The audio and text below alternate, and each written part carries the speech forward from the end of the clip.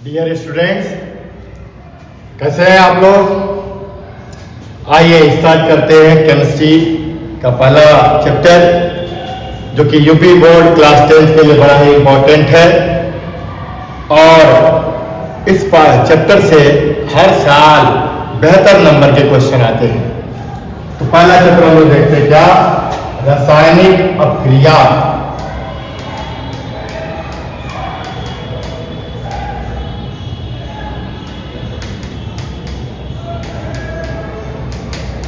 रासायनिक अपक्रिया, chemical reaction.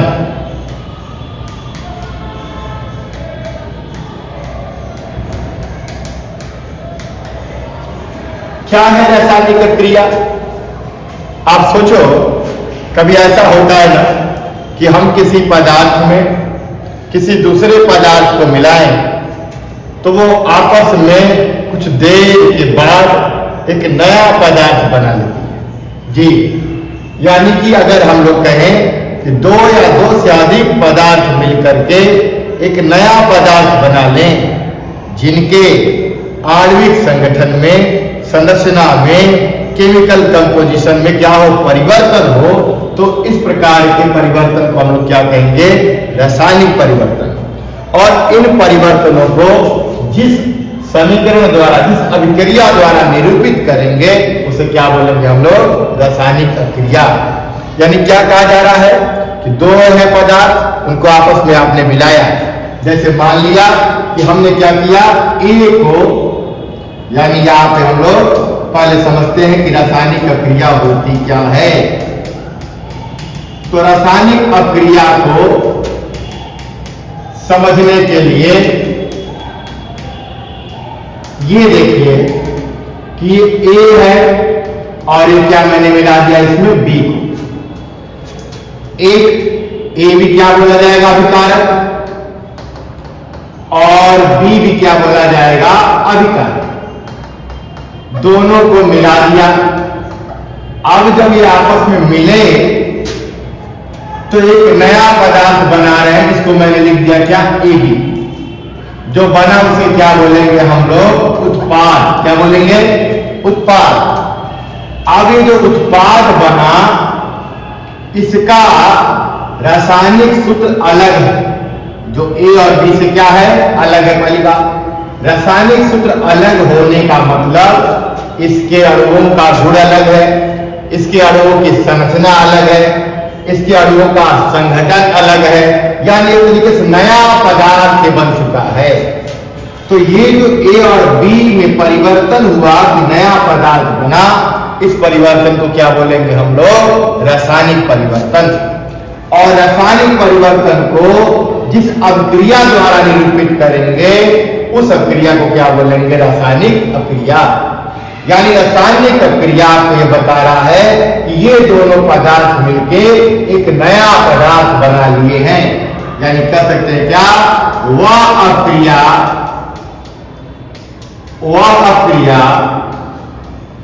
जिसमें दो या दो से अधिक, दो या दो से अधिक पदार्थ परस्पर मिलकर नया पदार्थ बना लेते हैं,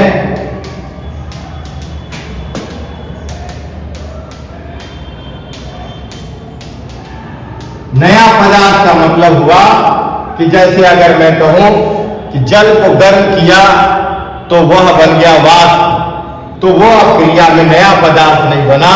वाष्प और जल दोनों का फार्मूला एक ही है, H2O है। तो नया पदार्थ बनने का मतलब कि केमिकल कंपोजिशन क्या हो जाए, बदल जाए। तो नया पदार्थ बना लेते हैं, उसे रासायनिक अपक्रिया कहते हैं। उसे रासायनिक अपक्रिया कहते हैं। बात समझ आया। तो जो अपक्रिया में पदार्थ चाहे एक हो, चाहे दो हो, या दो से अधिक हो, परस्पर मिले और मिलकर ऐसा पदार्थ बनाए कि इनका फार्मूला अलग, इनका फार्मूला क्या हो गया, अलग। फार्मूला अलग होने का मतलब कि उनका रासायनिक संगठन ही क्या हो गया, बदल गया। उस अभिक्रिया को क्या कहेंगे हम लोग, रासायनिक अभिक्रिया। बात समझ में आ रही है? थोड़ा इसको हम और समझते हैं कि क्या रासायनिक अभिक्रिया होती है। जैसे मान लीजिए कि हमने हाइड्रोजन में क्या मिला दिया, ऑक्सीजन। क्या मिला दिया, हाइड्रोजन में क्या मिला है, ऑक्सीजन। तो ये हाइड्रोजन गैस है, इसकी प्रकृति अलग है, इसका फार्मूला क्या है, H सिंबल में 2 एटम लगे हुए हैं, यानी मॉलिक्यूलर फार्मूला अणु सूत्र इसका क्या है, H2। नेचर में हाइड्रोजन ऐसे ही पाया जाएगा। और ये किसका फार्मूला है, ऑक्सीजन का, यानी ऑक्सीजन का एक परमाणु प्रकृति में नहीं पाया जाएगा, उसके 2 परमाणु एक अणु में पाए जाएंगे। तो ये इसका अणु सूत्र ऑक्सीजन का हो गया। इनको जब मिलाया जाएगा तो विशेष परिस्थिति उत्पन्न करने पर ये आपस में अभिक्रिया करते हैं और क्या बना लेते हैं, H2O। क्या बना लेते हैं, तो ये आपका हाइड्रोजन है।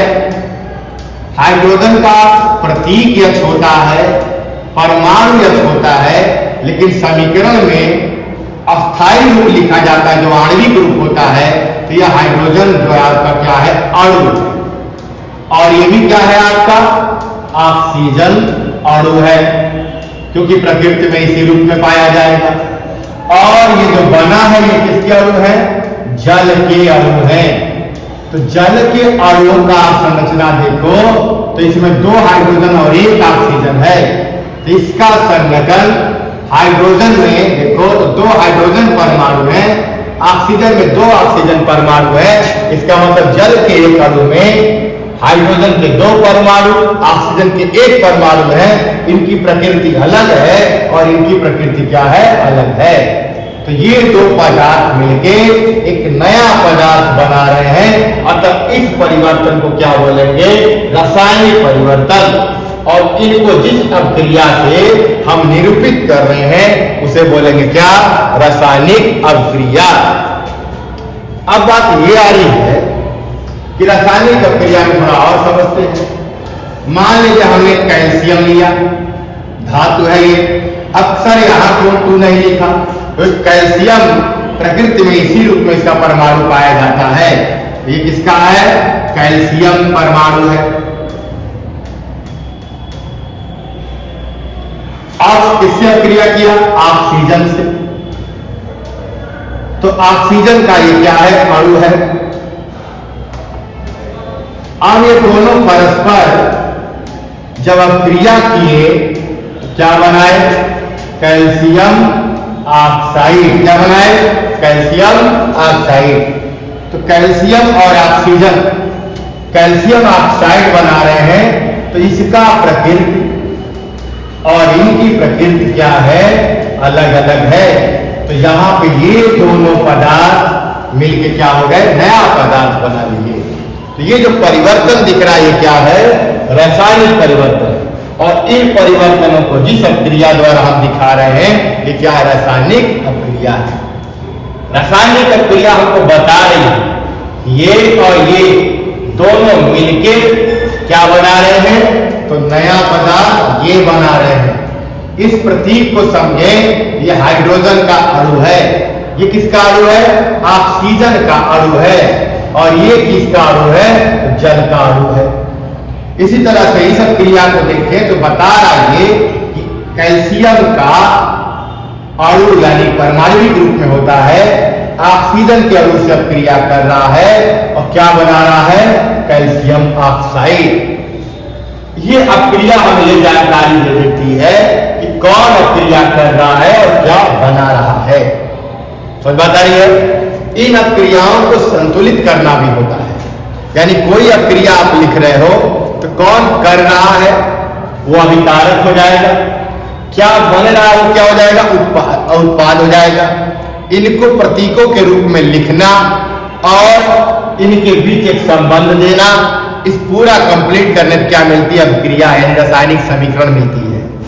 अब इसमें देखा जाए समीकरण संतुलित नहीं है। कैसे, हाइड्रोजन के कितने परमाणु हैं, 2 परमाणु, ऑक्सीजन के कितने हैं, 2, इधर देखा जाए तो हाइड्रोजन के 2 परमाणु और ऑक्सीजन के क्या है, 1 परमाणु है। तो ऑक्सीजन का 2 इधर है जबकि इधर 1 ही है, ये संतुलित नहीं है। कैल्शियम का 1 परमाणु है, ऑक्सीजन का 2 परमाणु है।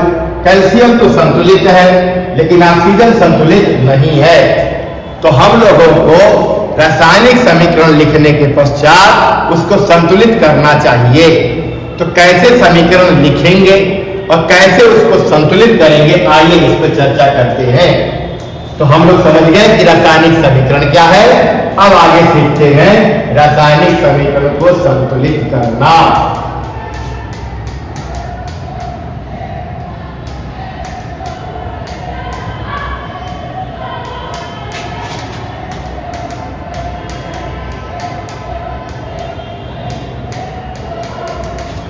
तो रासायनिक समीकरण को संतुलित करना। अब जैसे मान लीजिए कि हमने एक रिएक्शन लिखा, अभी जो पीछे लिखा था या ऐसे लिख लेते, कौन अक्रिया कर रहा है, कार्बन। मैं यहां पर पहले ऐसे लिख रहा हूं, क्या लिख रहा हूं, कार्बन व ऑक्सीजन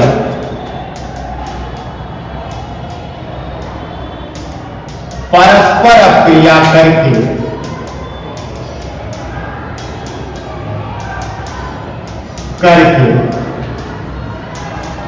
कार्बन डाइऑक्साइड बनाते हैं।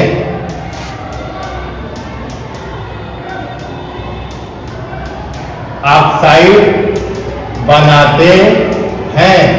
अब ध्यान दीजिए, इसको मैं समीकरण कैसे बनाऊं। तो समीकरण बनाने के लिए मुझे दिख रहा है कौन अक्रिया करता है, कार्बन। तो कार्बन का प्रतीक क्या होता है, C। किससे क्रिया कर रहा है, ऑक्सीजन। ऑक्सीजन का प्रतीक क्या होता है, O। लेकिन प्रकृति में कार्बन इसी रूप में पाया जाता, ऑक्सीजन अणु के रूप में। और इसके एक अणु में कितने परमाणु होते हैं, 2। तो कार्बन किससे क्रिया कर रहा है, ऑक्सीजन से। बना रहा है तो उसको किसमें लिखेंगे, रिएक्शन के बाद उत्पाद में।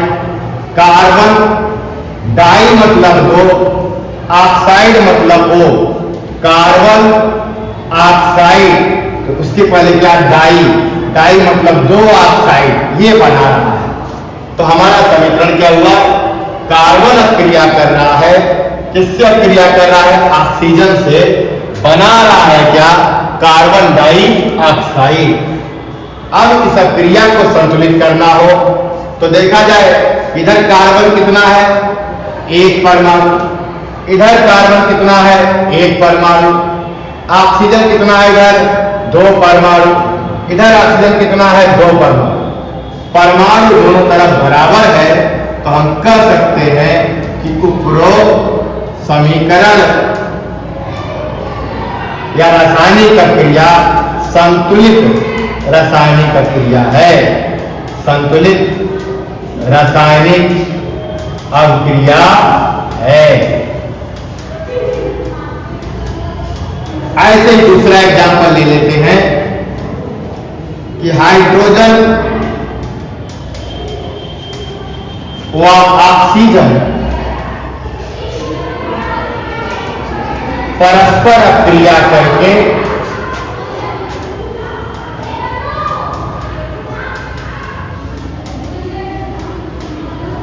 जल बनाते हैं। अब देखा जाए इसको कैसे रिएक्शन में लिखें। तो कौन है, हाइड्रोजन।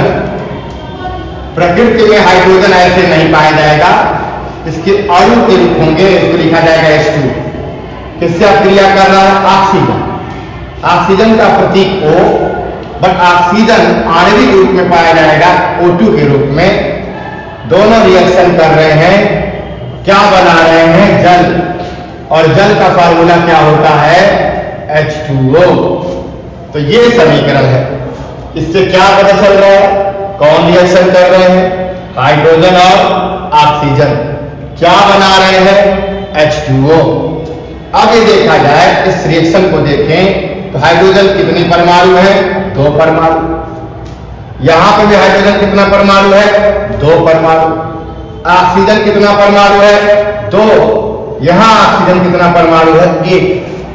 तो ऑक्सीजन परमाणु संतुलित नहीं है और समीकरण को क्या करना है, संतुलित करना है। तो आप ये समझ लीजिए कि अगर हमें संतुलित करना है तो यहाँ पे 2 है, यहाँ भी 2 कर दें, तब तो ये फार्मूला ही बदल गया, ये अब वाटर रहा ही नहीं। अब क्या बन गया, ये पेरोक्साइड हो गया। तो यहाँ हम इसके आणविक रूप में कोई परिवर्तन नहीं कर सकते।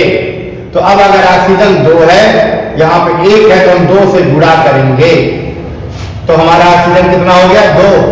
लेकिन अब ऑक्सीजन 2 किए, लेकिन हाइड्रोजन हो गया कितना, 2 दूना 4 हाइड्रोजन हो गया, और यहाँ पे 2 है।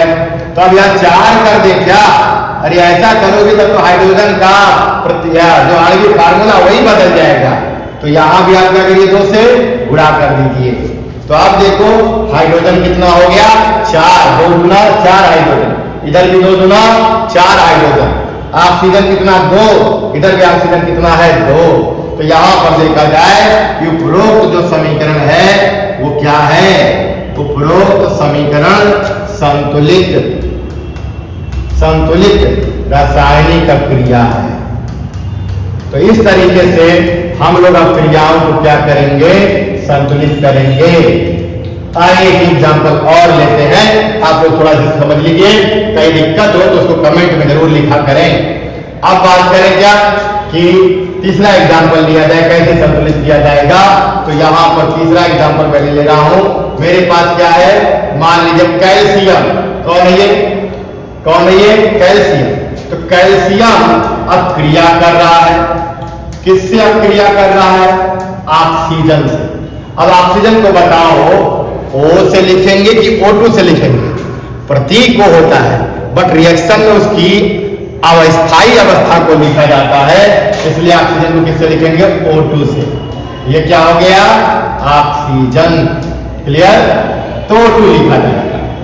अब बनेगा क्या, तो द कैल्शियम ऑक्सीजन, जब भी धातु ऑक्सीजन से करेगा धातु ऑक्साइड, यानी क्या बनाएगा, कैल्शियम ऑक्साइड। अब कैल्शियम ऑक्साइड का ये फार्मूला क्यों ऐसे लिखा जा रहा है, इस पर भी चर्चा मैं करूंगा, लेकिन इसका नाम क्या है, कैल्शियम ऑक्साइड। अब बात आ रही है कि कैल्शियम ऑक्साइड बनाता है, यानी कि कैल्शियम ऑक्सीजन से क्रिया करेगा तो कैल्शियम ऑक्साइड बनाएगा, जिसका ये फार्मूला है। अब यहाँ पर इसको बैलेंस करना है, तो यहाँ पे ऑक्सीजन कितना, 2, और यहाँ पर 1, कैल्शियम 1, कैल्शियम 1। कैल्शियम तो अस्थाई है, संतुलित है, ऑक्सीजन संतुलित नहीं है। तो 2 है, यहाँ पे 2 नहीं, यहाँ 2 करेंगे फार्मूला ही बदल जाएगा। इसलिए आप ये समझें कि कहीं भी संतुलित करने के लिए हम आणविक फार्मूले में चेंजिंग नहीं लाएंगे। तो ऑक्सीजन 2 करने के लिए 2 से क्या किया, जुड़ा। अब कैल्शियम भी 2 हो गया, 1 है, यहाँ भी क्या करेंगे, 2। तो अब देखो 2 कैल्शियम 2 ऑक्सीजन, 2 कैल्शियम और जुड़ा दोनों में है, 2 ऑक्सीजन। तो उपरोक्त समीकरण क्या है, संतुलित। उपरोक्त समीकरण संतुलित रासायनिक समीकरण है। अब मैं आप लोगों को क्वेश्चन दे रहा हूं, आप संतुलित जरा करें। यहां पर देखें कि ये आपका क्या है, मैग्नीशियम। क्या नाम इसका है, मैग्नीशियम, ठीक है ना। ये कौन है, सबको पता चल गया होगा, ऑक्सीजन। क्या बना रहा है, मैग्नीशियम ऑक्साइड। अब इसको संतुलित करिए, इसका नाम क्या होगा बच्चों, तो इधर वाले का नाम मैग्नीशियम और बना क्या, ऑक्साइड। ऐसे ही एक और ले लीजिए, मेरे पास क्या है, एल्युमिनियम। क्या नाम इसका है, एल्यूमिनियम। एल्यूमिनियम किससे रिएक्शन कर रहा है, क्लोरीन से। इसका नाम क्या है, क्लोरीन।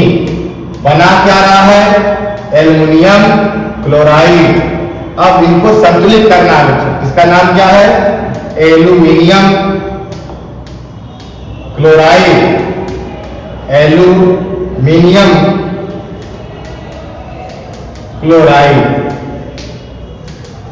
तो अब इन दोनों समीकरणों को आप लोग संतुलित करेंगे और कमेंट बॉक्स में लिखेंगे क्या संतुलित कर पा रहे हैं कि नहीं। तो हम लोग सीखे क्या कि रासायनिक क्रिया क्या है और कैसे उसको संतुलित करते हैं। अब हम लोग देखेंगे रासायनिक अभिक्रिया हमें क्या जानकारी देती है और कितने प्रकार की रासायनिक अभिक्रिया होती है, साथ में कैसे कोई फार्मूला हम लोग लिख रहे हैं। इन सब के अबाउट हम लोग अगले लेक्चर में क्या करेंगे, इसकी जानकारी लेंगे। धन्यवाद।